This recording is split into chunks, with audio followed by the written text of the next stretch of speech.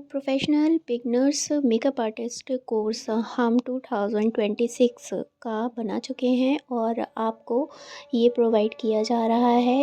इस पार्ट में आप सबसे पहले तो ब्रशेस के बारे में जान चुके हैं। कुछ पार्ट्स मैंने अपलोड कर दिए हैं कि किस तरीके से उनको क्लीन करना है, और भी 2 पार्ट्स हमने अपलोड किए हैं। यह हमारा third I think fourth part है, ठीक है। तो इसमें हम आपको ये बताएंगे कि कौन कौन से ब्रशेज़ होते हैं, उनकी डीप नॉलेज आपको दी जाएगी। इसके साथ ही साथ आने वाले क्लासेस में आपको स्किन से रिलेटेड, प्रोडक्ट से रिलेटेड आपको डीप नॉलेज दी जाएगी। तो आप हमसे ज़रूर जुड़ें और हमें सब्सक्राइब करना या इंस्टाग्राम पे फॉलो करना ना भूलिएगा। तो चलिए वीडियो स्टार्ट करते हैं। तो इसमें आपको जो बहुत ज़रूरी ब्रशेज़ हैं उसके बारे में आपको बताया जाएगा, जिसमें आप फाउंडेशन या जो भी आपका मेकअप है उनके बगैर आप नहीं कर पाएंगे। सबसे पहले तो जो भी आप ब्रशेज़ लेंगे वो सिंथेटिक भी होना चाहिए और अच्छी क्वालिटी के होना चाहिए। आपका जो बजट है आप अपने बजट के अकॉर्डिंग ही ब्रशेज़ लेंगे, लेकिन स्टार्टिंग में कम लेंगे। अगर आपका बजट ज़्यादा है तो आप इससे बड़ा सेट भी ले सकते हैं। तो आइए थोड़े थोड़े करके हम ब्रशेज़ के बारे में आपको बताते हैं कि थोड़े से ही अच्छा स्टार्ट कैसे करते हैं।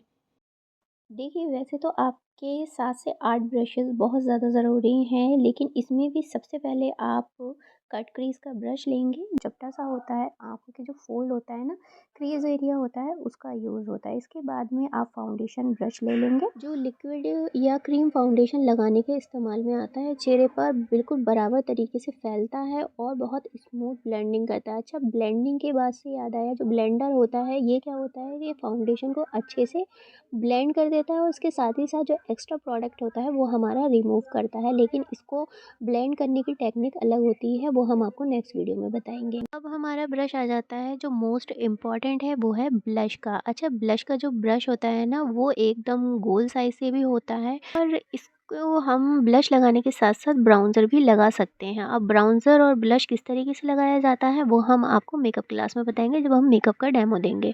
इसके बाद आपका आ जाता है काउंटूर ब्रश। काउंटूर ब्रश क्या होता है, चेहरे को शेप देने का इसका काम होता है। अब जैसे ऐसा होता है ना कि आपने बेस लगा लिया, बेस लगाने के बाद में आपने जो भी बेस लगाया, बिल्कुल आपका फेस जो होता है, जो भी आपके स्ट्रक्चर होता है फेस का, वो बिल्कुल एकदम फ्लैट हो जाता है। तो उसको इन्हेंस करने के काउंटूर का यूज़ होता है और इसी ब्रश का हम यूज़ करते हैं।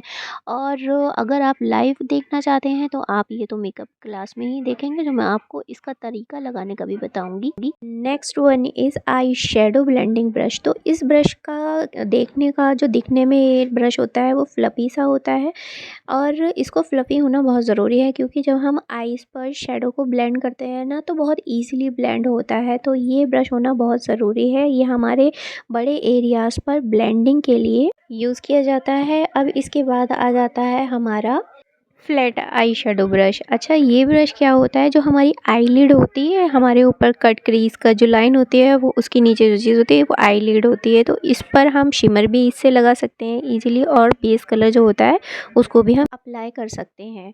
अब इसके बाद में जो हमारा ब्रश आ जाता है वो क्रीज ब्रश है। ये छोटा टैपरेड शेड में, मतलब जो शेप होता है उसकी तरह होता है, जैसे पेंसिल का होता है ना, ये ऊपर से पतली, ऊपर से मोटी होती है, नीचे से पतली होती चली जाती है, उस तरीके से होता है। ये जो आंखों की गहराई होती है, जो क्रीज लाइन होती है, उसको डेप्थ देने का काम करता है, ठीक है। जैसे हम आई शेडो लगाते हैं, उसको ब्लेंड करने के लिए जब हम किसी चीज़ को डेप्थ देते हैं ना, तो इस ब्रश का हम यूज़ करते हैं, क्योंकि ये पतला सा होता है, अंदर ईजिली कलर को डिपॉजिट कर देता है। इसके बाद में हमारा आईलाइनर ब्रशेज़ आ जाते हैं। इसका पतला होना इसलिए ज़रूरी है क्योंकि जब आप जेल लाइनर या फिर लाइनर या पाउडर जो है काजल लगाते हैं ना, तो उसका अगर पतला नहीं होगा तो वो ईजिली अच्छा शेप नहीं आएगा और अच्छे से वो आपको जो लुक होता है नहीं दे पाएगा।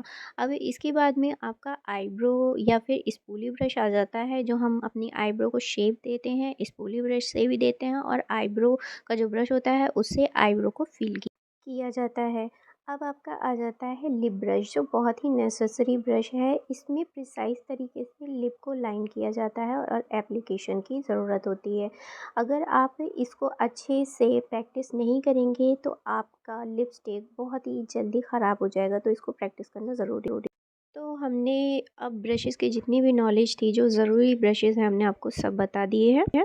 आप अपनी ज़रूरत के हिसाब से वो ब्रशेज़ ले सकते हैं। और अगर आपको मेरे ब्रशेज़ लेना है जो मैंने स्टार्टिंग में लिए हैं, तो मैं आपको लिंक डिस्क्रिप्शन में दे दूँगी, आप वहाँ से भी ले सकते हैं। Thank you.